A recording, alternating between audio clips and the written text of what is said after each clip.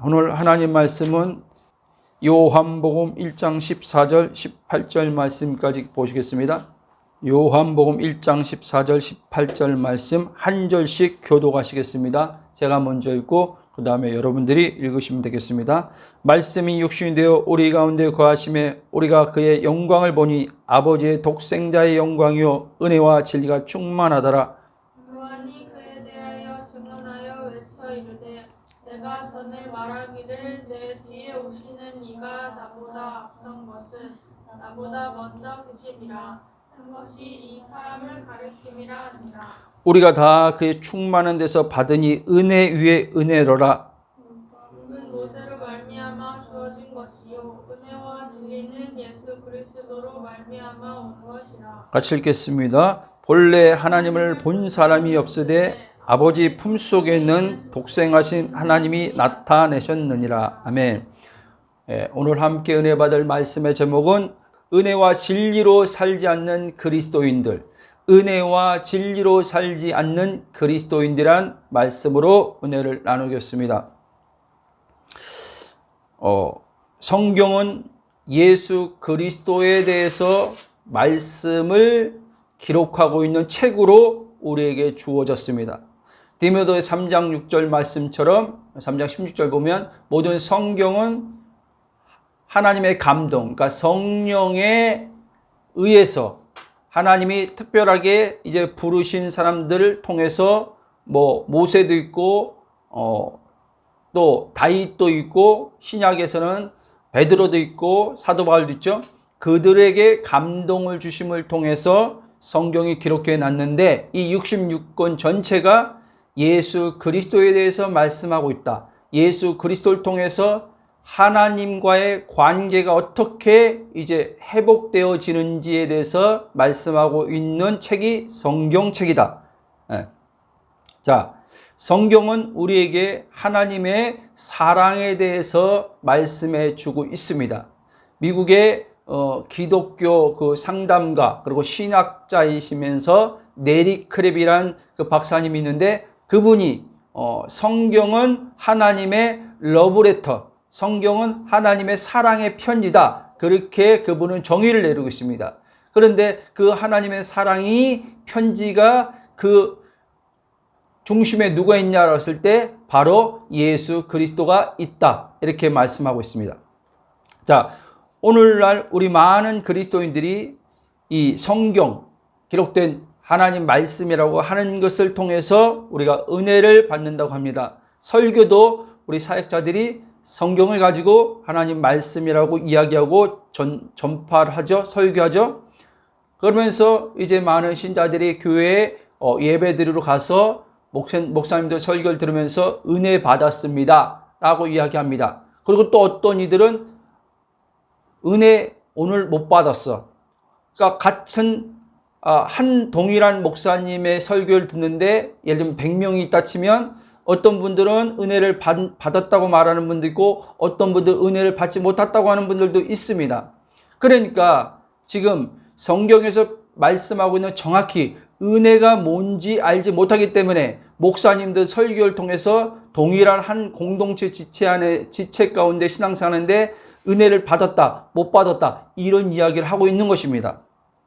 은혜는 어느 때는 받고 어느 때는 못 받는 게 은혜가 아닙니다. 은혜는 항상 은혜는 마치 저수지에서 계속 물이 흘러 공급되어듯이 은혜는 계속 흐르고 있는 겁니다. 요한복음 7장에 보면 명절 끝날 성령이 오시면 예수님이 이제 그걸 염두에 두고 말씀한 거죠. 생수의 강이 배에서 흘러나오리라. 바로 은혜는 그런 것입니다. 은혜는 생명과 연관되어 있는 것입니다. 오늘 요한복음 1장 우리가 읽은 말씀에서도 보면 아시겠지만 은혜와 진리는 예수 그리스도다. 이렇게 말씀하고 있습니다. 바로 은혜가 예수입니다. 진리가 예수입니다. 하나님은 우리에게 모든 첫째 아담, 범죄한 인간들을 사랑하셔서 하나님께서 은혜를 베푸시는데 그 은혜를 어떻게 베푸시냐? 아들의 십자가의 죽음을 통해서 모든 사람에게 은혜를 베푸신 것입니다.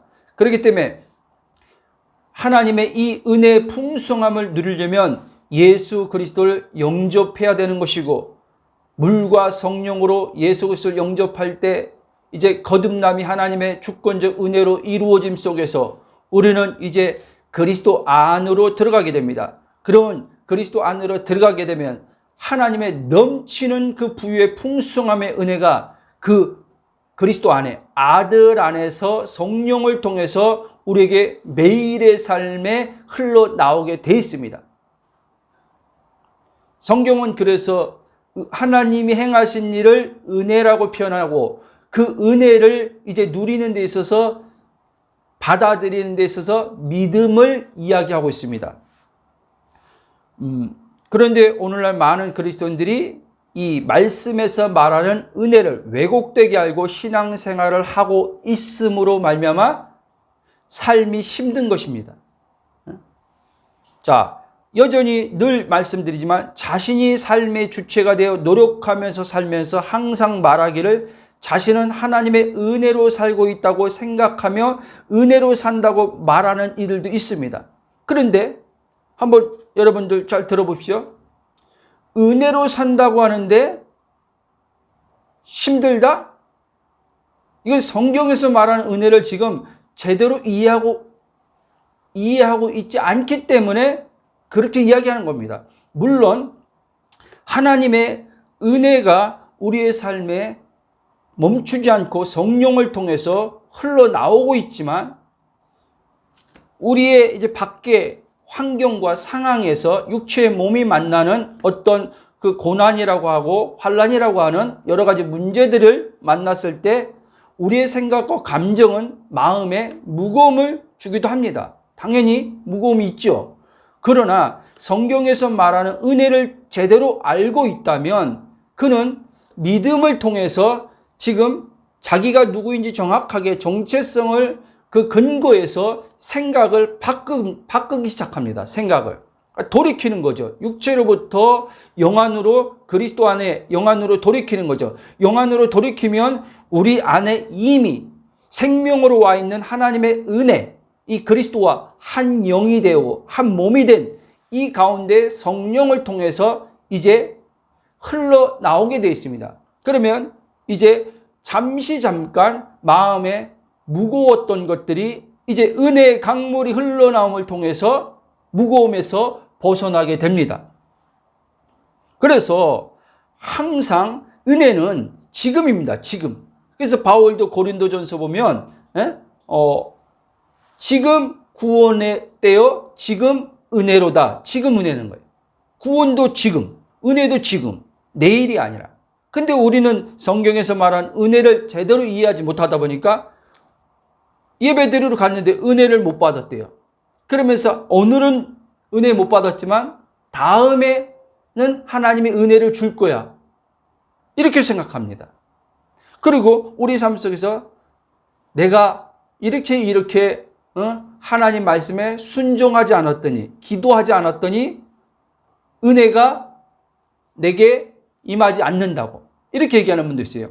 그런데 지금 많은 사역자분들이, 죄송하지만 누구를 비판하려고 하는 게 아닙니다. 많은 사역자분들이 은혜에 대해서 우리 믿음의 지체들이 받는 데 있어서 은혜에 있어서 올바른 은혜관을 갖도록 심어주기보다는 자꾸 행위에 포커스를 두고 시간 안에서 공간 안에서 보여지는 것 안에서 은혜를 자꾸 설명하기 때문에 매일의 이미 그리스도 안에 들어와 있는 은혜를 성령을 통해서 이것을 근원과 연관되어 있기 때문에 근원과 연관해서 계속 흘러나옴을 그걸 우리가 받고 살아가야 되는데 이것이 안 되게끔 그런 행위적 의식의 관점에다 놓고 설교를 하기 때문에 이 은혜가 매일의 삶에 내게 흘러오지 않는 것입니다. 늘 강조하지만 여러분, 행위의식 안에서는요, 하나님의 은혜를 매일의 삶 속에 지속적으로 누릴 수 없어요. 왜? 이미 행위의식이라는 것은 선악과를 먹음으로 말미암아 이제 인간에게 이제 들어온 자아의식인데, 자기가 주체된 자아의식인데, 그 자기가 자아가 주체된 의식 안에서는 행위의식으로 모든 것이 다 이루어져 있기 때문에 그 사람이 뭔가를 이렇게 자기 판단을 누가 하냐면 자기가 스스로 주체가 돼서 판단하기 때문에 이러니까 하나님이 은혜를 이렇게 베푸시지 않는 거야. 이러니까 하나님이 은혜를 주는 거야. 이렇게 자기가 스스로 기준이 돼서 판단한 겁니다. 그 판단의 기준은 항상 뭐에 되냐? 행위의 기준이 있다는 거예요. 선악과, 율법, 여기에 기준이 되어 있다는 거예요. 율법의 기준이 돼서, 선악과의 기준이 돼서 하나님의 은혜를 생각하면요, 그 은혜는요, 우리에게요, 풍성함으로 삶에 흘러오지 않습니다. 하나님의 은혜는 생명 안에서 흘러오는 겁니다. 생명 안에. 그래서 예수님은 선악과가 아니라, 율법이 아니라 선악과를 먹음으로 말미암아 하나님과 단절된 인간, 율법 아래 죄와 사망의 저주 아래 있던 인간을 생명나무 대신 예수님이 자기가 죽음을 통해서 우리에게 생명을 주심으로 말미암아 이제 그분의 영, 생명의 성령이라고 불리는 그분의 영을 통해서 아버지의 이제 연합 안에서, 아들과 연합 안에서 아버지와 하나 됨으로 그 생명의 은혜가 날마다 흘러오도록 해 놓으셨다는 거예요. 이미 해 놓으셨다는 거예요.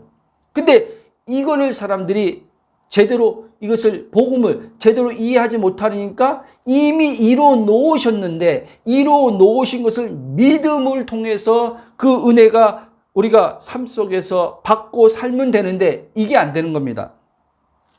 자, 다시 말씀드리면 자신이 삶의 주체가 되어 노력하면서 살면서 항상 말하기를 자신은 하나님의 은혜로 살고 있다. 이 말이 안 되는 거죠. 자, 은혜는요, 값없이 주는 거예요. 내가 노력해서 얻는 것은, 또 말씀드리지만 로마서에서는 그걸요, 싹스로 얘기하고 있어요. 싹. 일한 자가 받는 싹. 근데 복음은 하나님의 은혜인데 일한 것 없이 하나님께서 우리에게 일방적으로 베풀어 준 은혜, 그 바로 은혜가 오늘 요한도 이야기하고 있지만 바로 예수 그리스도라는 것입니다. 자, 또 많은 이들이요, 그 은혜를 어떻게 생각하냐면 뭔가가 자기가 바라는 것들이 되어지고 이루어지는 것들을 이제 소원하면서 그것을 얻기 위해서 노력하면서 하나님 앞에 기도하죠. 그러면서 뭔가 좀 이제 그 자기가 바라고 소원한 것들이 기도하는 가운데 뭔가 일이 풀어지고 되어지면 이렇게 말합니다. 우리는 신앙인들 그 입에서 항상 하는 말이 하나님 은혜로 살죠, 이렇게 얘기하고, 또 어떤 것이 되어지면 하나님의 은혜가 하셨지요 라고 한단 말입니다. 저도 이제 그렇게 표현을 하기도 하죠. 그러나 실상은 안쪽에서 봐야 돼요. 안쪽에서. 정말 그 사람이 표면적으로 입으로 은혜로 살지 하는 말처럼 진짜 안쪽 안에서도 자기가 정말 한 것 없는데, 노력한 것 없는데 은혜로 정말 사라진 건지 그거를 봐야 된단 말이에요. 그런데 복음을 정확히 알지 못하면요, 우리 신앙인들이 은혜로 살지요, 뭐 인사치레처럼 은혜로 살지요 안부 물어볼 때 이렇게 하지만 실제 그 사람의 의식 안에서는 그리스도의 의식이 안 돼 있기 때문에 은혜로 살고 있는 게 아니란 말이에요. 자기가 지금 뭔가 주체가 되어서 인생을 살고 있기 때문에, 하나님을 섬기고 있기 때문에 그 사람은요, 자기가 들어와 있지 100% 하나님의 은혜로 산다는 이 안쪽에서 나오는 고백이 없단 말입니다. 만약에 안쪽에서 그 사람이 은혜로 살고 있다는 그 의식이 그리스도 의식으로 나오는 거죠. 그리스도 의식 이게 있다면요, 이 사람은요, 지금 밖에서 눈에 볼 때 삶에서 지금 문제들이 있다 할지라도 이 사람은 은혜로, 지금 자기가 하나님의 은혜로 지금 그 생명의 은혜로 살고 있다는 것을 그 사람은 알고 있단 말이에요. 그럴 때 이 사람은요, 입만 가지고 그냥 은혜로 살고 있죠 라고 말하면서 그 누가 물어볼 때는, 그리고 집안에서는 자기 혼자 있을 때는 불만이 나오고 불평이 나오고 감사와 찬양이 안 나온다. 그건 은혜로 살고 있는 것이 아니란 말이에요. 은혜로 살고 있다면 그 사람은요, 감사와 찬양이 나오게 돼 있단 말입니다. 그런데 모든 지금 많은 이들이 은혜의 포커스가 지금 그리스도가 안 돼 있고, 그 은혜라는 게 보이는 세계, 물질의 세계, 어떤 문제의 해결책에 거기다가 은혜의 포커스를 맞추고 있기 때문에 문제만 생기면은 마치 하나님이 지금 자신과 함께하지 않는 것처럼, 하나님의 은혜를 베풀어 주지 않고 있는 것처럼, 그래서 하나님 앞에 은혜를 받기 위해서 몸부림치면서 주여 주여 부르면서 하나님 앞에 기도하면서 은혜를 구하는, 이 문제 해결에 은혜를 맞춰놓고 이 문제 해결을 해서 은혜를 받겠다고 기도하는 그런 삶을 살 수 없다는 말입니다.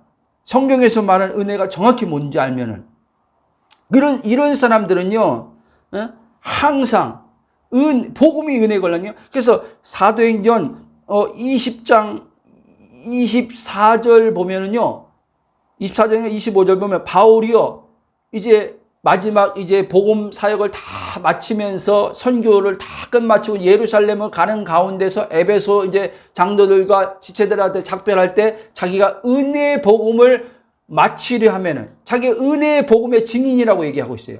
그렇습니다. 바울이 은혜의 복음을 전파한 사람이야. 그러니까 은혜가 뭐냐면은 바로 복음이 은혜란 말이에요. 복음이 뭡니까? 하나님의, 마가복음 1장 보면 하나님의 아들 예수 그리스도의 복음의 시작이다, 이렇게 말한단 말이에요. 그러니까 예수 그리스도가 하나님의 은혜란 말입니다. 우리에게 베풀어 주신 은혜. 오늘 요한복음 1장 16절도 보면 우리가 다 그의 충만에 대해서 받으니 은혜 위에 은혜로라. 그러니까 하나님의 넘치는 그 부유함의 풍성한 은혜는 예수 그리스도 안에 항상요 넘치게 와 있다는 거예요. 그렇기 때문에 우리가 예수 그리스도를 믿고 물과 성령을 거듭나면 이제 그와 연합된 신앙생활을 하게 되는데, 그와 연합된 신앙 안에 들어가면 이제는 하나님의 풍성함의 은혜가 말로 다 할 수 없을 정도로 넘쳐난다는 말이에요. 넘쳐난단 말이에요.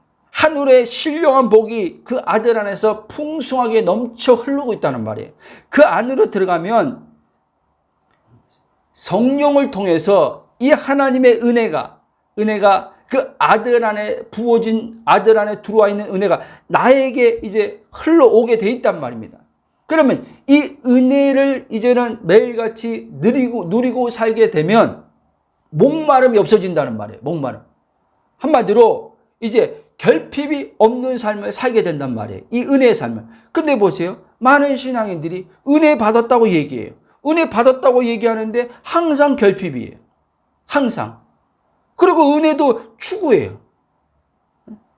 여러분, 잘 이해하세요? 은혜는요, 내가 추구해서 받는 게 아니에요. 은혜는 하나님이 일방적으로 주는 거예요.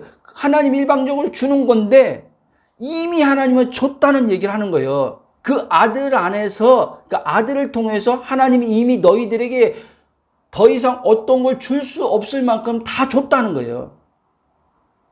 아셨습니까?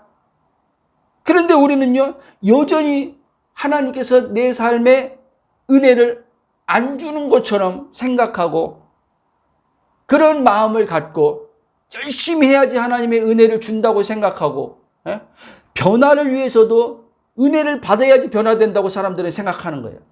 그러니까 변화를, 맞아요. 우리가 은혜의 삶을 살면 우리 바깥쪽에 육체의 어떤 그런 모습들이 변화가 있습니다. 주님의 성품의 변화가 옵니다. 그러나 그렇게 생각하면은 우리는 은혜를 받아야 변화된다 이렇게 생각하면, 뭔가 은혜를 받기 위해서 변화되려면 은혜를 받아야 되는데 은혜를 받기 위해서는 뭔가 내가 해야 될 것이 있다라고 생각하는 거예요. 그럼 내가 해야 될 것이 있다 생각하는 것들이 기도일 수도 있고, 거룩한 삶을 사는 것일 수도 있고, 경건한 어떤 모습을 계속 생활해야 되는 것도 있고, 여러 가지 있잖아요.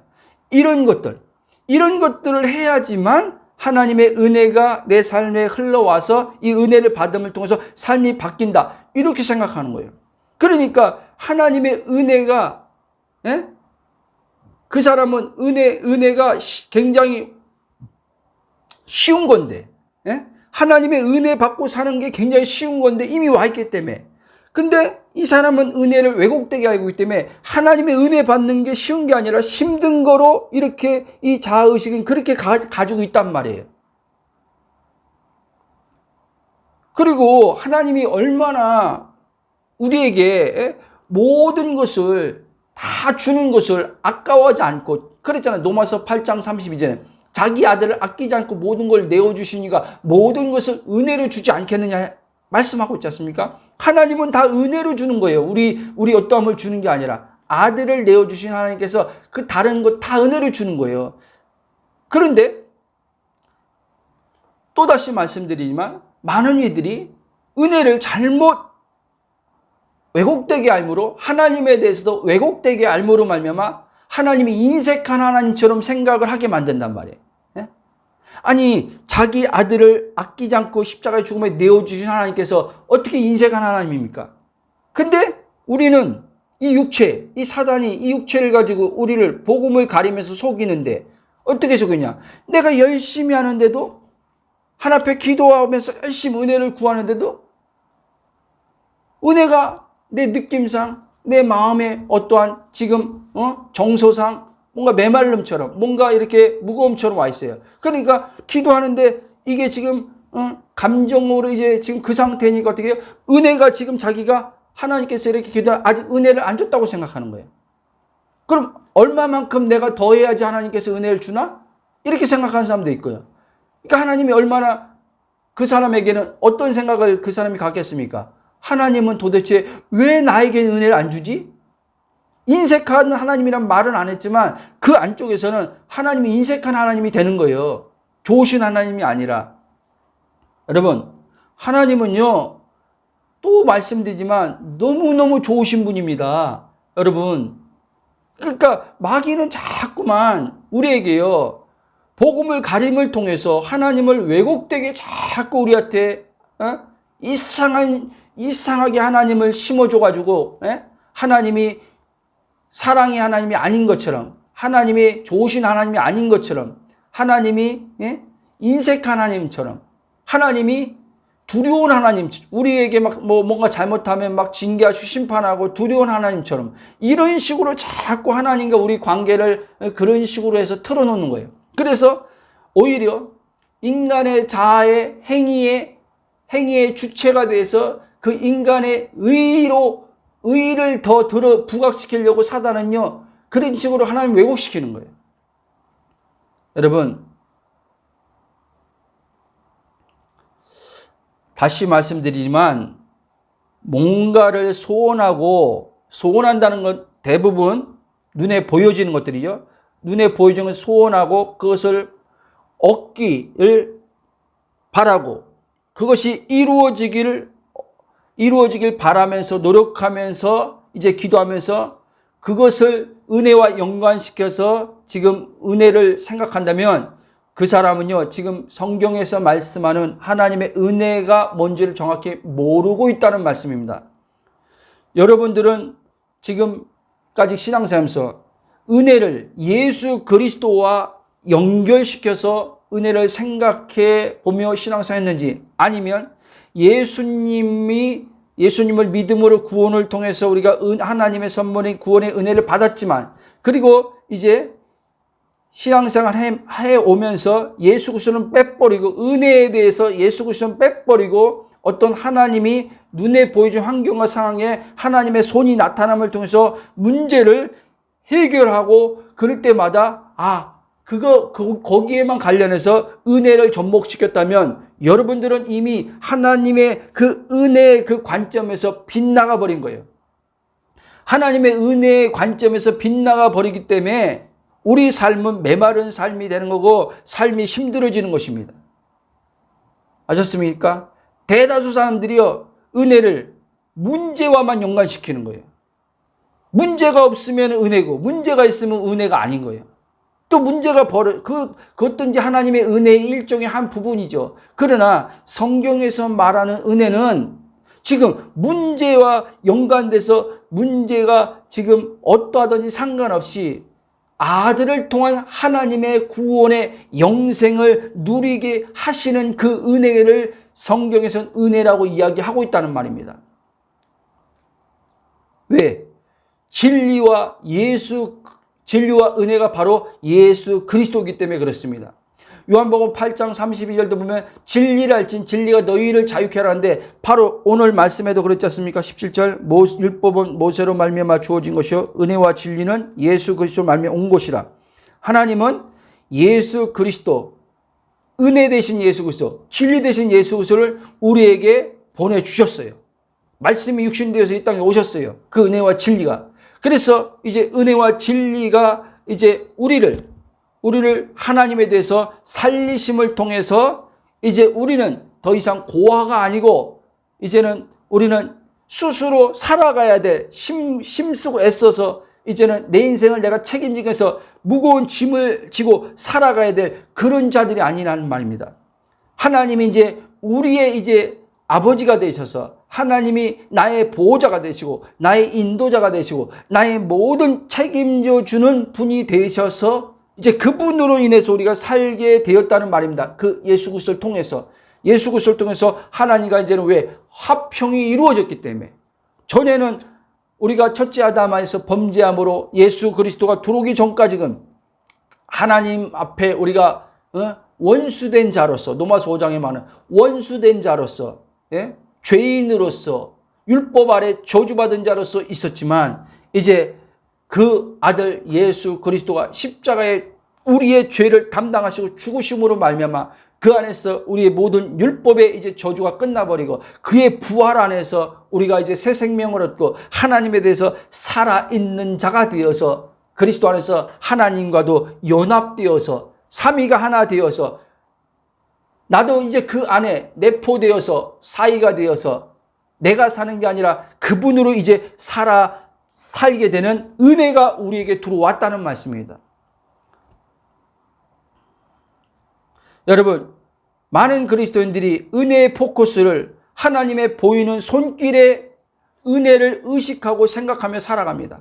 그렇기 때문에 보이지 않는 지금 그 생명, 보이지 않는 하나님의 4차원 세계, 하나님 나라가 지금 은혜로 들어왔는데 지금 그 나라를 못 사는 거예요. 지금 보이지 않는 그 나라가 은혜로 들어왔는데 보이지 않는 그 나라를 은혜로 살 줄 알아야 돼. 그 은혜를 은혜로 누리며 살 줄 아는데 이 보이지 않는 하나님 나라가 은혜로 성령으로 작용을 안 하니까 다 이 자아의식이 보이는 의식으로 가버려 있으니까 하나님의 손길만을 바라보는데 하나님의 손길만을 지금 일하시는 손길만을 거기서 은혜를 찾고 바라보는데 지금 문제 속에서는 하나님의 일하시는 손길이 안 나타나니까 답답하고 괴롭고 고통스러운 거예요.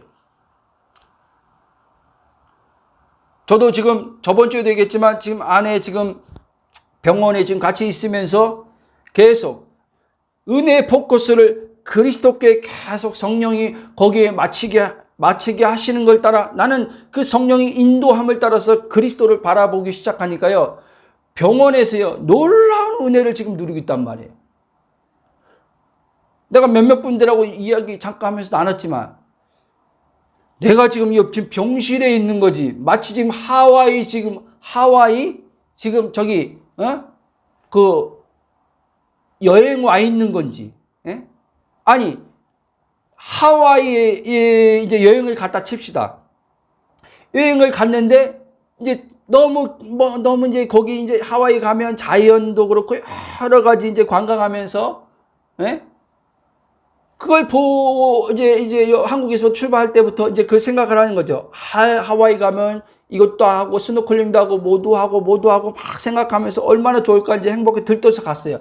그러고 나서 하니까 처음에 너무 좋아요. 2, 3일, 3, 4일 지나요. 그런데 3, 4일 지나니까 관광할 것도 다 하고 즐길 것도 다 놀고 자연 경치도 다 보고 왔는데 이제 시간이 가면서 점점점 이제 별로 이제 재밌지도 않다. 뭐 집에 가고 싶다. 뭐 이런 것들이 오잖아요. 육체는 그럴 수밖에 없죠. 그런 생각을 한번 해봤어요. 병원에 있으면서. 그래도 제 마음에요. 정말 육체로는 아무리 하나님 은혜로 하와이를 가서 관광, 하나님의 은혜로 어떻게 해서 하와이 관광을 가게 됐다 할지라도 그 오래 못 가요. 그 기쁨 만족이요. 그런데 보이지 않는 그리스도 안에 현존해 계신 하나님 나라, 그 하나님 자신의 생명을 누릴 때 병원이 아닌 것이에요, 여러분요. 따분함이 없어요. 지루함이 없어요. 아, 병원에서 빨리 나가고 싶다. 우리 집사람 빨리 회복돼서 빨리 회복돼서 집으로 돌아가고 싶다. 이런 마음이 안 드는 거예요, 여러분. 왜? 그리스도 안으로 들어와 있기 때문에 그리스도 안에서 지금 병원이란 장소의 공간을 뛰어넘어서 시간이란 병원 안에서 흘러가는 시간이요. 육체로 볼 때요. 굉장히 빨리 안 지나간단 말이에요. 지루하단 말이에요. 그런데 그 시간을 넘어서서 그리스도 안에 들어가서 현존하시는 하나님의 그 영광 안에서 성령을 통해서 맛보고 누리니까 그런 빨리 가야 되겠다 뭐 이런 거 없는 거예요. 그냥 그 상태로 있는 거예요. 상태로 있으면서 하나님이 그냥 이끄는 대로, 그 하나님의 손이 이끄는 대로 나가면 자연스럽게 이제는 그때가 되면 나갈 것이고 거기에 내가 신경 쓸 것이 없다. 이렇게 하고 있는 거예요. 그러니까 여러분 얼마나 여러분 행복한지요. 야, 복음이 이런 것이나 또 한 번 경험하는 거예요. 그런 상황에서 그러니까 바울의 그 서신에서 읽혀지는 그 바울의 마음이요 와닿는 거예요. 와, 바울이 진짜 저런 환난과 저런 상황 속에서 와, 저런 깊은 그 감옥 동굴 같은 깊은 곳에서 저기서 이 감옥에서 이 흑암 같은 이 아무것도 보이지 않는 이 감옥에서 빨리 나가고 싶다. 그런 마음이 없는 거예요, 바울이요. 그러니까 바울이 거기서 찬양이 나오는 거예요. 경배가 나오는 거예요. 감사가 나오는 거예요. 그 바울이 감옥에서 그 빌립보에서 썼지 않습니까? 바울이 거기서 기뻐하라. 내가 다시 말하노니 기뻐하라. 바울은 거기서 기쁨이 있었던 거예요. 왜? 환경을 넘어서는 그리스도를 통한 하나님의 은혜가 지금 자기 안에 지금 들어와 있걸랑요. 그 은혜를 누리고 있걸랑요. 그 은혜를 누리고 있으니까 기쁨이 있는 거예요. 기쁨. 성경이 이제 실감나는 거예요. 성경이. 이 그리스도 한 분으로 인해서 성경이 말씀이 육신되는 것처럼 실제를 성령으로 경험하기 시작하는 거예요. 그러니까 육체를 뛰어넘어 살 수 있다는 믿음이 그냥 오는 거예요. 믿음이. 이기려고 하나님 육체 이기게 해주세요. 기도할 필요가 없는 거예요. 믿음이 오니까. 경험하게 되니까. 그리스도 안에 성령으로 경험하니까 믿음이 그냥 자연스럽게 나버리니까 진짜 바울처럼 육체의 몸을 입고 있지만 아직 육체의 몸이 구속 안 됐지만 마치 육체도 구원 다 받은 것처럼 육체의 한계를 뛰어넘는 삶을 살 수 있겠구나라는 믿음이 그냥 생기는 거예요, 여러분. 왜? 뭐로? 하나님 은혜로. 예수 그리스도를 통한 하나님의 은혜로, 여러분. 여러분, 다시 말씀드리면 성경에서 말씀한 은혜는 보이는 삶의 문제를 해결하는 하나님의 손으로부터 시작하는 것이 아니라 보이지 않는 영원한 하나님의 존재의 실상이 피조물에 불과한 나란 존재의 영원히 지금 이 순간 함께 하심을 믿음으로써 안식의 평강 가운데서 나의 인생의 삶이 하나님의 뜻 가운데 전적인 은혜로 사라지는 것임을 아는 데 있는 것입니다. 이런 삶은 나의 어떤 행위적 노력이 필요한 것이 아니라 오직 하나님께서 그 아들 독생자를 통해 하나님 모든 풍성함을 누리도록 하나님께서 모든 믿는 자에게 이미 그리스도 안에서 넘치는 은혜를 베푸셨다는 것을 믿는 것만이 필요하다는 사실을 알아야 돼요. 믿는 것밖에 없어요. 내 행위의 의식이 올 때마다 행위의 의식이 아니지, 내가 뭘 함을 통해서 은혜를 받는 게 아니지 알아차리는 거예요. 그리고 그 행위의식이 자꾸 발동해서 내 안에서 내가 주체된 것들이 올라올 때마다 십자가로 가서 이 육신에 대해서 예수님의 죽음을 동일시해서 예수님, 이 육체에 대해 죽은 자입니다. 고백하는 거예요. 그리고 나는 내 주체된 내가 주체된 행위로 사는 자가 아니라 나는 그리스도로 사는 자입니다 라고 그리스도의 의식을 가지고 그리스도 안에 들어가는 겁니다. 그 믿음으로. 그러면 성령을 통해서 이제 이것이 점진적으로 우리 안에 이 진리가 우리 안에 영이요 생명으로 이제 깨달아지기 시작하면서 이것을 조금씩 이제 내 안에서 경험이 되는 거예요. 경험이 될 때마다 이제 하나님 나라가 점점점 내 안에서 크게 확장되어져 들어오기 시작합니다. 이미 와 있는 하나님 나라가 내 안에 풀어져 오기 시작합니다. 풀어져 올 때 이제 이 사람은 마음에 육체로부터 연관돼서 환경과 상황에서 들어온 이 마음에 이제 그게 내 마음을 지배하는 게 아니라 이제 생명의 성령의 법에 의해서 성령의 지배를 통해서 이제 한계를 넘어가는 삶을 살게 됩니다. 잠언서에도 보면 무릇 지킬 만한 것보다 내 마음을 지키라. 생명의 근원이 거기에 있다는 거예요, 여러분. 근데요, 이 말씀도 지금 복음이요, 이 그리스도가 이 왜곡되게 되면요, 지금 이 잠언의 이 말씀도 다 틀어지게 돼 있어요. 무릇 지킬 만한 것보다 마음을 지키라 하니까 어떻게 해요? 자기가 또 이제 주체가 돼서 그래, 마음을 지켜야지. 그러니까 어떤 이들은요, 마음을 지키려면 미디어 같은 거, TV 같은 것도 다 끊어야지.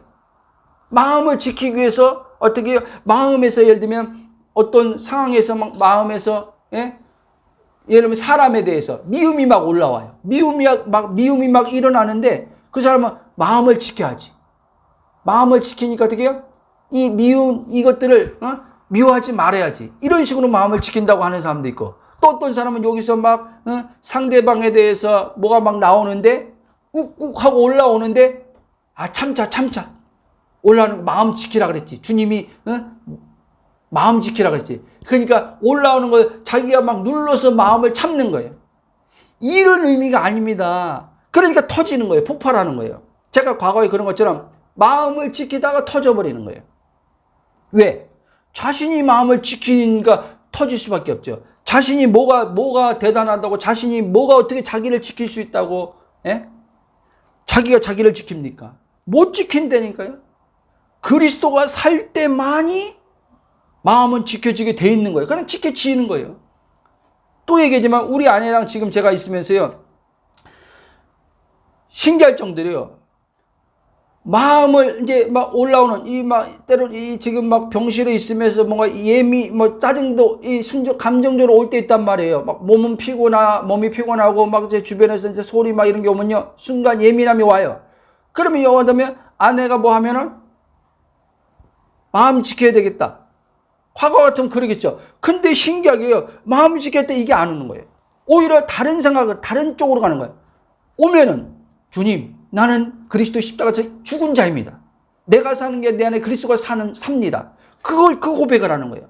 그게 마음을 지키는 거예요, 여러분. 그러면요, 그리스도가 살기 때문에 마음은 지켜지게 돼 있어요.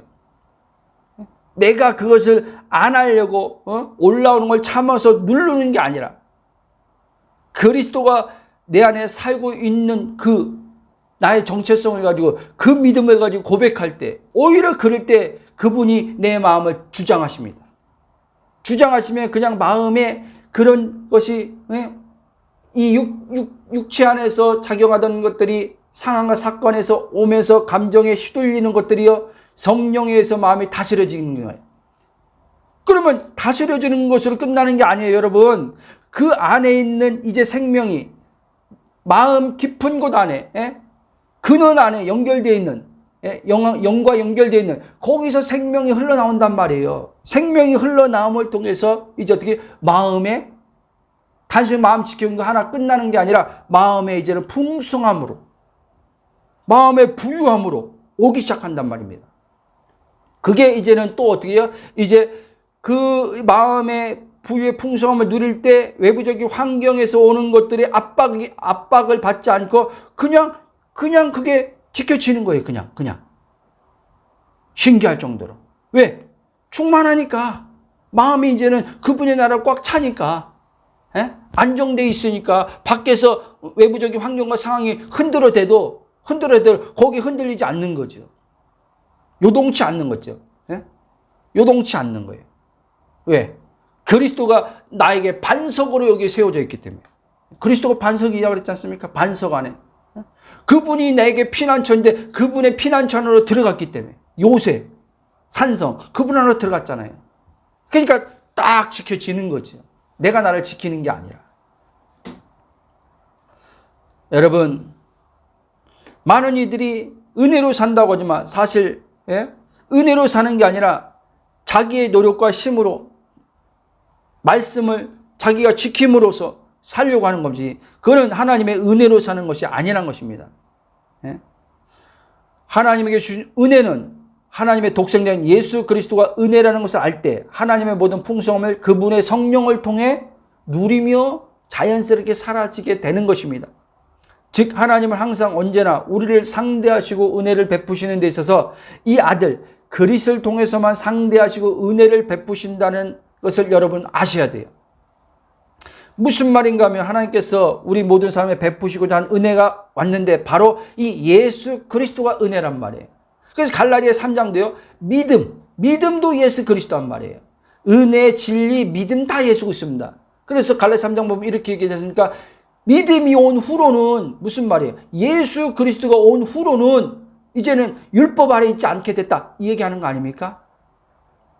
그렇기 때문에 우리의 중심에 예수 그리스도가 신앙생활 20년 하는 30년 하는 항상 그리스도가 중심이 되면 그 사람은요 신앙생활 하면 할수록요 더 풍성한 삶을 살게 됐어요. 그런데 보세요. 왜 초신자 때는 하나님의 넘치는 은혜 받아서 막 행복하다 가다가 왜 신앙생활 하면서 5년 10년 점점 신앙생활이 연조가 지나가는데 왜 사람들이 더 초신자 때보다 왜 하나님의 은혜를 풍성함을 못 누립니까? 이게 문제란 말이에요. 바울은 분명히 말하기를요. 에베소 3장에 그리스도의 성도의 지식에 넘치는 하나님의 사랑, 그리스도를 통한 하나님의 사랑의 깊이와 넓이와 길이 어떠함을 깨달아라. 하나님 모든 충만함에 이르게 된다 그러는데 오히려 이제 신앙생활 했으면 그리스도 안에 중심에서 신앙생활 했으면 계속 그리스도 안에서 포도나무처럼 가지처럼 자라갔다면은요 생명을 어때 또 풍성함을 누리는 게 정상적인 신앙생활인데 이게 신앙생활 오래 하면 할수록 사람들이 은혜의 삶을 못 사는 거예요. 은혜의 삶을. 그리고 초신자들이 뭔가 은혜 막 그리스도의 그 구원의 감격만 은혜 누릴 때, 야, 오히려 이렇게 얘기하는 사람도 있어요. 야, 너 지금 초신자니까 그렇지, 이제 신앙생활 이제 해나간 데서 얼마나 이제 많은 걸 겪어야 되는지 아냐? 지금 그래. 지금 하나님이 은혜 너 그렇게 막 좋을 때 너의 사랑한 너를 위해서 죽어주시고 사랑하는 그 은혜 지금 마음껏 누려. 나도 그거 다 지나왔던 길이야. 나도 한때 다 누려봤어. 이렇게 이야기하는 사람들이 있단 말이에요. 왜? 이미요 그 사람은 은혜에서 갈라디아 5장에 또 바울이 얘기했지만 은혜가 바로 그리스도인데 그리스도로부터 떨어져 나갔기 때문에 그런 거예요, 여러분. 그리스도가 은혜인데 은혜인 그리스도 떨어져 나가면요. 요한복음 15장 말씀처럼 되는 거예요. 가지가 포도나무에서 잘려 나가면요. 그냥 밟히 펴는 거예요. 하나님 앞에 쓸모없게 되는 거예요. 하나님과 관계가 끊어지면 아무 쓸모 없는 거예요. 그러면 메마름이 오는 거예요. 그럼 자기 노력으로 살아가야 돼요. 자기 노력으로 사는 게 얼마나 힘든지 여러분 아시지 않습니까? 저는요. 제 노력으로 살고 싶지도 않아요. 하나님은 이제 그렇게 살도록 두지도 않지만 왜? 그리스도가 발견됐기 때문에 저에게. 그러니까 날마다 그분 안에서 풍성함을 누리는 삶을 사는 거죠. 여러분 하나님은 그분을 믿는 주의 자녀들에게 약속한 말씀도 언제나 그리스도 안에 성취가 이루어지는 것을 여러분 아셔야 돼요. 고린도후서 1장 20절 보면 하나님의 약속은 얼마든지 그리스도 안에서 예가 되니 그런즉 그로 말미암아 우리가 아멘하여 하나님께 영광을 돌리게 되느냐. 여기 보세요. 하나님의 약속은 얼마든지 어디서? 그리스도 안에서. 그리스도 안이란 말을 여러분 항상 여러분들은요 이거를 주목하고 이걸 붙들어야 돼요. 그리스도 안이란 말. 그러니까 내 의식이 그리스도 의식으로 그리스도 안이란 것이 딱 아예 마치 뭐에 완전히 우리가 좀 이런 표현을 좀 어떨지 모르겠지만 장아찌 물을 장아찌 쪄려진 것처럼요. 완전히 그리스도 의식으로 그리스도 안에라는 게요. 완전히 내가 그냥 새겨져 있어야 돼요. 그렇게. 그러면요. 그냥 시간이 이제 점점 흘러서 그게 어떤 상황에서 반응할 때 그게 나오더라는 거예요. 그게 나와요. 예? 결국 내 안에 있는 게 나오게 돼 있어요. 내 안에 그리스도와 연합의 의식으로 이게 커져 있으며 그리스도가 나오게 돼 있어요. 근데 그리스도의 의식으로 살아본 적이 없걸라니요. 그리스도 아니란 이 믿음으로 살아본 적이 별로 없걸라니요. 그러니까 어떻게 해요? 어떤 상황 되면 내가 튀어나와 버리는 거예요. 내가. 예? 당황하게 되고. 하나님 어떻게 해야죠? 내가 어떻게 해야죠? 이렇게 나온 거예요. 내가 어떻게 해야죠? 내가 뭘 어떻게 합니까? 이 말 자체가, 하나님 내가 어떻게 해야지? 이 말 자체가 그리스도의 의식이요. 안 세워졌다는 걸 보여주는 거예요. 당황하면서 내가 어떻게 하지 하는 게. 한 번에 되는 건 아니죠. 그러니까 환경에 포커스 맞추지 말고, 상황에 포커스 맞추지 말고, 문제에 어떤 포커스 맞추지 말고, 예? 보이는 것에 관심 갖지 말고, 계속요, 매일의 삶에 보이지 않는, 예? 영원한 그 나라의 포커스를 두고 그리스도 안으로 들어가서 그게 내게 실제의 현실인 것을 여러분들이 성령으로 자학돼서 깨어나서 그리스도 의식을 통해서 깨어나서 그걸 경험해 봐야 돼요. 그래서 바울이 고린도 4장 이랬지 않습니까? 보이는 것은 잠깐이요. 보이지 않는 것은 영원합니다. 자기는 보이는 것을 향하지 않고 자기는 보이지 않는 것을 향해서 가는 자라 그랬어요. 보이지 않는 하나님 나라, 4차원의 세계. 그 나라가 나를 다스리는 거예요. 그 나라가 하나님의 통치가 내 안에 이루어지는 거예요. 그러면 샬롬이 이루어지죠. 아멘. 여러분, 하나님의 모든 풍성함은 은혜와 진리 대신 그리스도 안에 거하며 살 때만 누려지게 되어 있다는 사실을 잊지 마시기 바랍니다. 하나님께서 당신의 모든 충만함의 부여함을 그리스도 안에서만 누리도록 정하셨고 약속하셨기에 그렇습니다. 여러분들이 그리스도 안에 거하냐 안 거하냐 신앙생활하는 데 있어서 여기에 여러분들의 신앙은 자라기도 하고 멈추기도 하고 여러분들은 메마른 삶을 살기도 하고 풍성한 삶을 살기도 하는데 여러분들이 그리스도 안에 거하는 삶을 사냐 그리스도 밖에 거에서 여러분들이 주체의 의식을 가지고 계속 살아가냐 고민하고 염려하고 그렇게 살아가냐 거기에 달린 겁니다. 자, 많은 사람들이 하나님의 은혜와 진리인 그리스도를 믿는다고 말하면서 여전히 그리스도와 연합된 관계 안에 있지 않음으로써 하나님의 사는 영생과 인생에 관한 하나님의 약속의 말씀의 성취됨을 누리며 살지 못하므로 아주 힘겹게 자기 노력으로 살아갑니다. 그러다가 뭔가 이제 풀어지면은 하나님이 그래도 내게 삶에 계속 은혜를 하나님께서 베풀어 주고 있구나. 에? 이렇게. 또 은혜 우리 그러니까 보세요. 우리가 복음의 언어가 안 돼 있으니까요. 복음의 언어가 안 돼 있으니까 지금 우리가 지금 말하는 것들이 얼마나 하나님의 실제 보이지 않는 그 생명의 은혜를 주는데 가로막는 그 장벽이 장애물이 되는지 모르는 거예요, 사람들이요. 은혜 받으러 가재요. 어디 은혜를 받으러 갑니까, 여러분? 그 말이 아주 잘못됐다는 말이 아니라 그 사람은요, 지금 너무 그 은혜라는 것이 지금 잘못 이해되어 있는 상태니까 은혜 받으러 가재. 아니, 은혜가 어디 있는데 여러분들 안에 있는데 어디 은혜 받으러 가자는 말을 그냥 막 서슴지 않게 합니까? 그러니까 자기 안에 있는 은혜를 매일 못 누리는 거예요. 집에서 이제는 뭐 하다가 남편하고 부딪혀, 자녀와 부딪혀. 갈등이 있어. 힘들어. 그럼 이래. 은혜 받으러 기도원 가야 되겠다.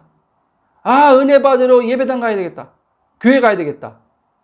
아니, 거기 자기 안에 있는 은혜가 풀어져 나와서 순간 상황에서 부딪힌 갈등들을 이겨야지. 기도원으로 도피할 게 아니라 예배당으로 도피할 게 아니라 제가 옛날에 그랬어요. 여러분, 껐떡하면은 집에서 우리 집사람과 부딪히면 저기 오살리 기도를 제가 많이 했거든요. 오살리 기도 은혜 받으러 가야 되겠다. 은혜 받으러 가야겠다. 또 동네 집 앞에 있는 기도원, 아, 은혜 받으러 거기 무슨 기도원 가야 되겠다. 에? 이렇게. 그러니까 내가 누구인지도 알지 못하고, 내가 지금 그리스도와 어떤 관계 속에 있는지 못하고, 은혜가 그리스도인, 진리가 그리스도인데 여기 들어와 있는데도 이 들어와 있는 은혜를 제대로 누려보지 못하니까, 예? 은혜를 밖에서 찾아요. 밖에서. 은혜를 장소에서 찾아요. 은혜를 장소에서. 은혜를 시간 안에서 찾아요. 이 말 잘 이해해야 돼요, 여러분. 은혜는 시간 안에서 찾는 게 아니에요. 은혜는 장소 안에서 찾는 게 아니에요. 은혜는 영혼으로 들어왔어요, 지금요. 영혼이. 여기 있어요, 영혼이. 임마누엘로 지금 여기 들어와 있어요. 지금 누리면 되는 거예요. 그래서 바울이 지금이 구원을 얻을 때요. 지금이 은혜를 누릴 때라는 거예요. 지금. 영혼의 지금이 들어왔으니까. 그분이 영으로 들어왔으니까. 예? 여러분들이 제 지금 말씀하고 있는 이 부분들이 복음을 통해서 성령에서 들려주기 시작하면요. 와. 이렇게 막 나와요, 여러분요. 와. 여기 있었네? 여기 있었네? 하나님이 여기 있었네? 나와 지금 함께하네? 이게 믿어져요. 이게 이렇게 믿어지고, 이게 이제 막 안쪽에서 이게 올 때요. 방황 다 끝난다니까요? 바깥으로 안 돌아요, 이제 여러분. 예? 은혜 받으려고 기도원, 은혜 받으려고 뭐 외국으로 안 다녀요. 기름 부음 받으려고 외국으로 안 다녀요. 예? 어디 영성 집회 안 다녀요. 하나님이 필요해서 가게 하면 갈지, 은혜 받으려고는 안 간단 말이에요. 은혜가 여기 있는데 왜 갑니까? 예? 그러니까 바울은 깊은 감옥에서 은혜를 누렸던 거예요. 예? 환경이 좋아서 누리는 은혜가 아니란 말이에요. 환경은 지금 아주 그냥 너무 환경은 열악한 환경인데 거기서 은혜를 누리는 거예요. 자기 안에 들어와 있으니까. 그러니까 바울 안에 들어와 있는 은혜를 뺏어갈 수가 없어요. 예? 그래서 바울이 로마서 8장에 그 은혜를 사랑이라는 표현을 얘기하는 거잖아요. 로마서 8장 30 끝절 보면 칼이나 기근이나 적신이나 환난이나 모든 것도 그리스도 예수 하나님 사랑에서 끊어놓을 수 없다 그러잖아요. 무슨 말입니까? 하나님의 지금 그 은혜로부터 나를 환난도 고난도, 예? 영적인 어떤 세력들도 기근도 어떤 것도 밖에 있는 어떤 것도 내 안에 들어와 있는 지금 하나님의 그 은혜, 연결되어 있는 그 은혜를 끊어놓을 수 있는 건 없다는 거예요. 왜 없냐? 바울이 그리스도께 포커스를 맞추고 있는 이상은 못 끊어놓는단 말이에요. 예? 여러분, 사람들은 이렇게 생각하는 거예요. 내가 지금 은혜를 누리고 있는데 저 사람 때문에 내가 지금 은혜가 끊어졌다고 생각하는 거예요. 과거에 제가 그랬어요. 제가 오살리 기도원 가서 은혜를 이제 표현을 하자면요. 은혜를 많이 받고 집에 왔어요. 집에 왔는데 우리 집사람하고 이제 어떻게 다퉜어요. 그럼 이래요. 내가 기도원 가서 며칠 동안 그렇게 기도해서 은혜를 이렇게 받고 왔는데, 응? 네 때문에 내가 지금 은혜 다 쏟았다고 이렇게 얘기한단 말이에요. 네 때문에 은혜 다 쏟았대. 그 상대방 탓하는 거예요. 여러분, 복음의 은혜는요, 그렇게 쏟는 은혜가 아니에요, 여러분. 예? 그때는 내가 복음을 모르고 그리스도가 내 중심이 없었어요, 여러분. 그리스도 안에 거하지도 않았고. 그러니까 내 의식이, 그리스도의 의식이 없으니까, 내 자아 주체의 의식이니까 어떻게 해요? 은혜를 밖에서 받으러 댕기면서, 응? 그런 은혜 받았는데 뭔가 상황이 그러면 은혜를 다 쏟았다고 생각하는 거예요. 그리고 다시 다시 은혜 받으러 가야 되겠다고 또 오살리 기도원 또 가는 거예요. 그러니까 가정에서 안정감을 가지고 있어야 되는데 가정에 안정감이 가지고 있지 않는 거예요.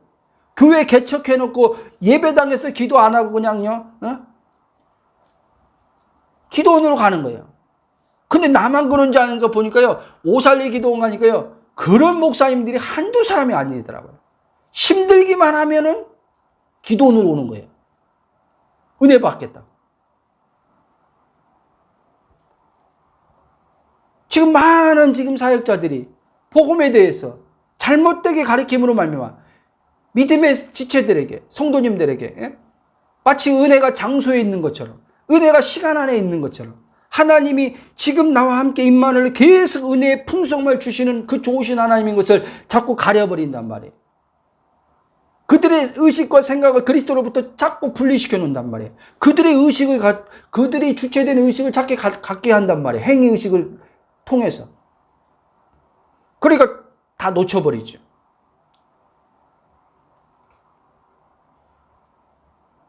여러분, 하나님의 은혜와 진리신 예수 그리스도를 여러분들이 영접했다면 이제 여러분들이 그리스도 안에 그분과 연합되어 있다는 걸 여러분들이 아셔야 돼요. 그리고 그분이 또 반복해서 얘기하지만 그분이 은혜요, 그분이 진리인 것을 아셔야 돼요. 그렇기 때문에 우리가요, 그분 안에 있기 때문에 우리가요 자유한 거란 말이에요. 왜? 진리를 알면 자유한데 예수가 진리가 아니에요. 예수를 알면요 자유가 오게 돼 있어요. 율법 아래서 벗어나게 돼 있어요. 모든 인간은요 다 행위 중심, 율법의 의식에 다 묶여 있단 말이에요. 그걸 예수가 다 풀어주는 거예요. 그래서 누가복음 4장 보면 예수님이 해당에 들어갔을 때 이제 그 해당 들어갔을 책을 주는데, 구약 성경 책을 주는데, 두루마리로 된 걸 주는데 예수님이 딱 펼쳤을 때 이사야가 말한 게 이제 인용된 구절을 얘기하는 거예요.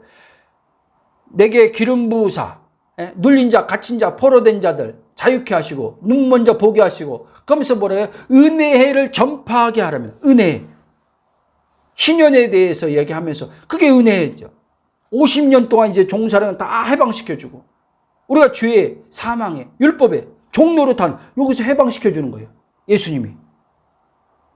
그분이 은혜를 우리한테 선포해줘. 하나님이 예수를 은혜를 통해서 은혜인 예수를 우리한테 줘가지고 그분이 우리에게 이제는 어떻게 해요? 다 풀어주는 거예요. 영적인 것부터 시작해서요, 인생의 모든 걸 다 풀어주는 거예요. 영혼 몸을 다 풀어주는 거예요. 사람 자체를 그냥 완전히 새로운 피조물 만들어가지고 다 풀어주는 거예요. 보이는 세계에 안 묶이고 살게 하는 거예요, 하나님께서. 아직 몸이 아직 천국 가지도 않았는데도 천국 가지 않았는데 천국의 삶을 살게 해주는 거예요. 예수 그리스도를 통해서. 이걸 여러분들이 믿어야 돼요. 여러분, 말씀의 결론을 이제 맺으려고 합니다. 삶에 힘든 건요 다른 거 없습니다, 여러분. 은혜와 진리 대신 예수 그리스도 안에서 안 살고 자신의 힘쓰고 애쓰고 노력해서 은혜를 받겠다고 하나님 앞에 나아가기 때문에 힘든 겁니다. 하나님이 원하시는 신자의 삶은 은혜와 진리로 사는 삶인데, 은혜와 진리로 살지 않고, 다시 말씀드리지만 은혜와 진리를 외부적인 것에 의식을 가지고, 자기 의식이죠. 그리스도 의식이 아니라. 그리스도 의식은 항상 내부 아닙니다. 근데 나의 의식은 항상 밖에 향해 있어요. 그러니까 하나님을 찾는 것도 밖에 있는 하나님을 찾는 의식이에요. 그러니까 하나님을 찾는 거예요. 근데 그리스도 의식은 하나님을 찾는 게 아니라 지금 이 순간 여기 안에 지금 함께하는 이런 의식이란 말이에요. 은혜도 마찬가지죠. 그러니까 그 그리스도 의식은요 계속 은혜가 강물처럼 성령을 통해서 계속 흘러나오는 거예요. 메마를 시간이 없는 거예요. 메마르지 않죠. 근데 순간 감정적으로 어떤 상황을 만들 때 감정적으로 뭔가 이렇게 무겁고 힘들 때 메마른 것처럼 느껴질 때가 있어요. 그러면 어떻게 해요? 알아차리면 다시 딱 그리스도 의식을 딱 가면 바로 풀어줘요. 아셨습니까? 그러므로 여러분들이 힘써서 애써서 하나님께 뭔가를 구함으로 은혜를 받아야 되겠다라고 생각하는 것은 바로 여러분들이 그리스도 안에 있는 그리스도의 의식이 아니라 여러분의 생각에서 나오는 이 육체에서 나온 생각이라는 걸 알아차려야 돼요. 은혜를 받아야 되겠다라고 하는 이게 올 때 알아차리라는 거예요. 그럼 은혜를 받아야 되겠다라고 할 때는 반드시요, 받아야 되겠다라고 할 때는 따라오는 게 뭐냐면, 연결되는 게 뭐냐면, 그러면 어떻게 해야지가 이게 따라오는 거예요, 여러분. 은혜를 받기 위해서는. 그렇죠? 그래서 은혜를 받아야 되겠다라고 할 때는 여러분들이 알아차려야 돼요. 그럴 때는 어떻게? 내 안에 그리스도가 바로 하나님이 내게 주신 은혜지, 내게 주신 진리지, 은혜와 진리가 지금 여기 와 있지. 흘러나오지. 은혜와 진리가 지금 성령을 통해서 지금 말하지 않게 흘러나오지. 이 생각으로 딱 바꾸는 거예요. 이게 믿음이에요. 생각의 믿음이에요. 믿음은 생각과 연관도 되어 있거든요. 이게 딱 믿음이 될 때 이제는 어떻게 해요? 그 은혜를 받아야 되겠다라고 행위로서 움직이려고 하는 것이 딱 멈춰져요. 그리고 이제 은혜가 안쪽에서 나오는 걸 경험해요. 생수가 안에서 나오는 걸 경험해요. 이것들이 자꾸 경험되야만 경험될수록 이제는요, 그 사람은요, 은혜를 받아야 되겠다는 그런 생각들이 점점점 사라지는 거예요. 안 나와요. 이제 점점 별로 없어져요. 예? 그런 것들이 자꾸 벗어지는 거예요. 여러분, 결국 말씀드리자면 은혜와 진리는 생명과 연관되는데 바로 그분이 예수 그리스도라는 거예요. 예? 은혜는 생명이란 말이에요. 생명. 그러니까 예수 그리스도의 생명의 풍성함을 누리기만 하면은 이 사망의 무거운 짐진 것은 다 벗어지게 돼 있어요. 그러면서 기가 막히게요. 여러분, 몸에 관련해서는 여러분들 사라지는 것을 보게 됐네. 사라지는. 내가 사는 게 아니라 사라지는 걸 보는 거예요. 사라지는 거. 예?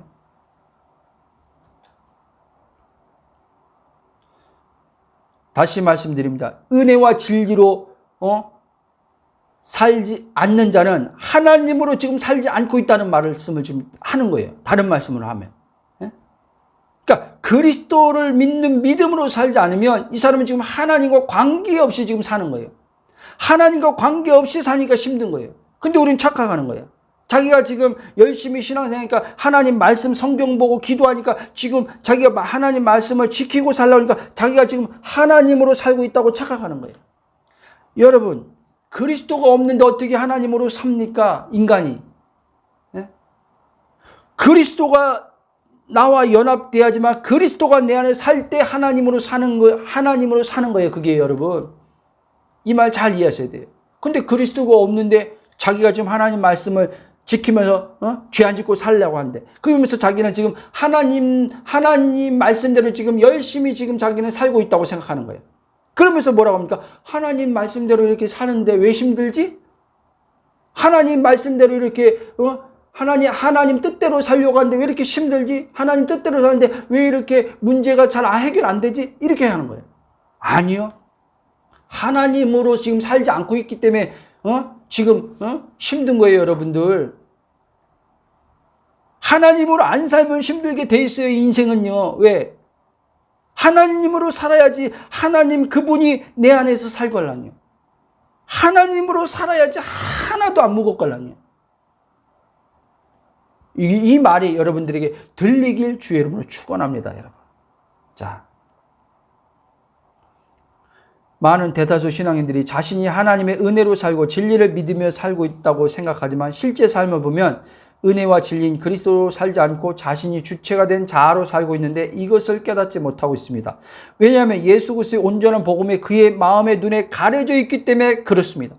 예수 그리스도를 믿음으로 구원받은 그리스도인은 하나님의 100%의 은혜로 구원받은 자들이고 100%의 은혜로 살게 돼 있습니다. 99%가 아니고 내가 1% 노력하는 삶이 아니라 100% 하나님 은혜로 사라지는 삶입니다. 그러므로 진정 물과 성령으로 거듭난 하나님의 아들들이 된 그리스도인이라면 그리스도 예수를 믿는 믿음으로 사는 것이 정상적인 그리스도인이라는 것을 잊지 마시기 바랍니다. 좀 더 구체적으로 말씀드리면 그리스도 예수를 믿는 믿음이란 나란 자아를 즉 자기를 부인하고 자기 십자가를 지고 그리스도 안에 거함으로써 갈라디아 2장 10절이죠. 말씀하는 것처럼 내가 사는 것이 아니요 내 안에 그리스도가 사는 것을 말씀하는 것입니다. 이렇게 사는 자만이 진짜 100% 하나님의 은혜와 진리로 사는 자로서 이들에게는 항상 하나님께서 안식과 기쁨과 평강과 만족과 또 몸에 묶이지 않고 몸에서 벗어난 자유의 삶을 살 수 있는 은혜를 하나님께서 누리게 허락하십니다. 이렇게 사는 것이 성경에서는 하나님이 기뻐하시는 그리스도인 삶, 즉 참된 아들들의 삶, 정상적인 그리스도인이라는 말씀입니다.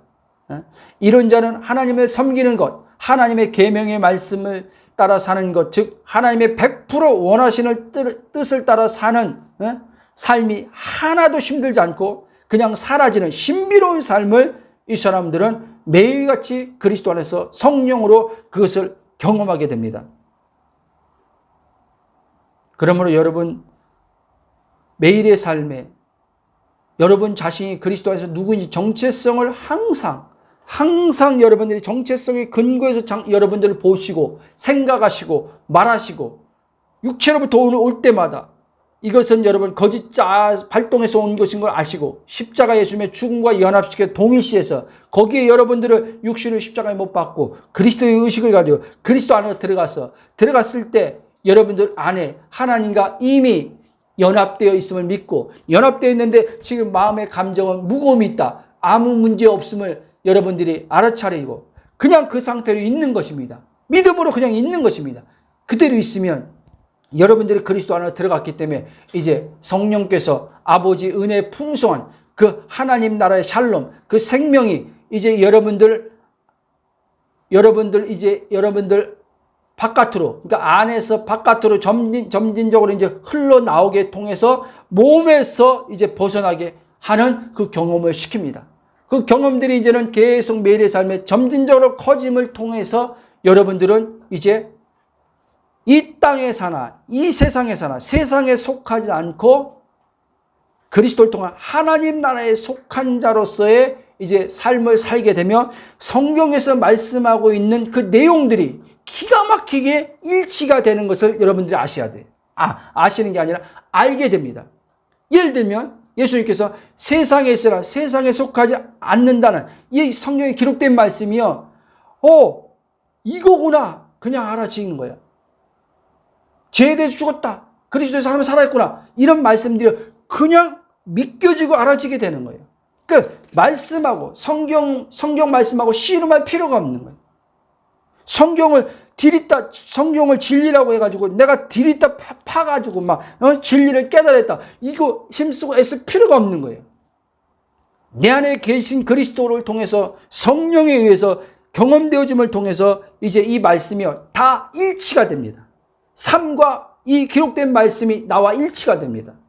그러면서 이 말씀이 읽을 때마다 볼 때마다 들을 때마다 이 말씀이 나를 움직이기 시작합니다. 성경의 이 말씀이 내게 영이요 생명이구나. 그런 나를 움직여서 삶을 바꿔버리기 시작합니다. 말씀이 움직여서.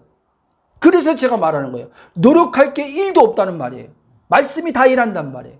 생명의 성령이 다 일해버린다면 우리 안에서요. 그리스도가 딱 중심이 되어 있으면. 그때부터는 이제는요, 우리 안에 마음이 막 새롭게 되기 시작하는 거예요. 예? 마음이. 의식이 그리스도 의식은 커지면서. 열매들이 이제 나오기 시작하는 거예요. 우리 한번 이 시간 말씀을 생각하시면서 성령이 주신 것들이 있으면 그거 붙들고 한 1, 2분 정도 기도하고 마치겠습니다. 사랑의 하나님 감사와 찬송과 경배로 영광 돌립니다. 그리스도 예수 안에서 아버지 우리를 속량하시고 모든 죄를 사하시고 그리스도의 부활 안에서 의롭게 하시고 하나님과 완전한 하나 되게 하심을 감사합니다. 그렇습니다. 은혜와 진리가 바로 예수 그리스도이신 걸 알게 하심을 감사합니다. 독생자 예수 그리스도 안에 있는 하나님의 영광의 광채의 빛이 그 아들 안에서 우리에게 성령을 통해서 비춰짐을 통해서 그 빛비침 안에서 그 생명의 아버지 충만함을 통해서 육신의 어둠 가운데 있지 않고 빛 가운데 걷게 하심을 감사를 드립니다.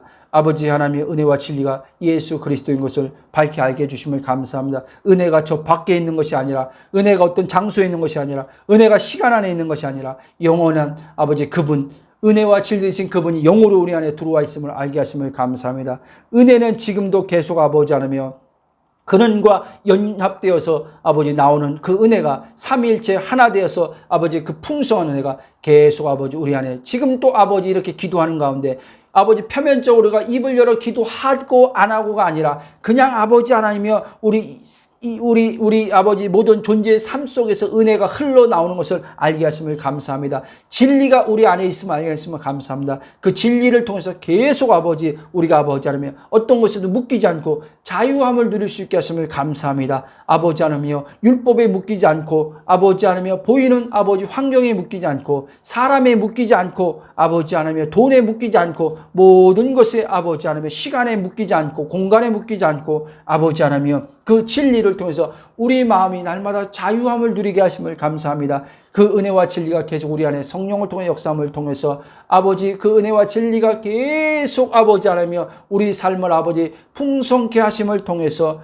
아버지 하나며 기가 막힌 아버지 하나며 그 하늘나라의 은혜가 아버지 죽어서 가서 누리는 것이 아니라 지금 이 순간 여기 예수 안에서 임한 그 천국이 그 나라가 성령을 통해서 우리 안에서 아버지 누려짐을 통해서 아버지 하나며 인생의 삶이 무거움 하나도 없이 아버지 너무너무 아버지 가볍고 내가 사는 것이 아니라 내 안에 그리스도가 은혜와 진리 되신 그리스도가 삶으로 말미암아 너무너무 아버지 마음이 가볍고 행복하고 지루함과 따분함이 없고 나이가 들어감에 있어서도 나이에 대한 아버지 하나며 참으로 불안도 없고 아버지 하나님이여 나이 들어가면서 아버지 하나며 그 나이를 기준으로 해서 이제 내가 50인데 내가 60인데 70인데 여기서 벗어나서 아버지 항상 영원의 지금 이 순간 여기 그리스도가 삶을 통해서 모든 아버지 나이의 육체의 나이를 뛰어넘는 삶을 살게 하시는 주님을 찬양합니다. 예수님이 말한 것처럼 아버지 하나며 예수님이 아버지 하나며 우리에게 말씀하신 것처럼 예수님을 믿는 자 아버지 즉 믿는 자는 그와 연합하여 하나 되어서 그분이 우리 안에 사는 것이 진짜 믿는 것인 것을 알게 하심을 감사합니다.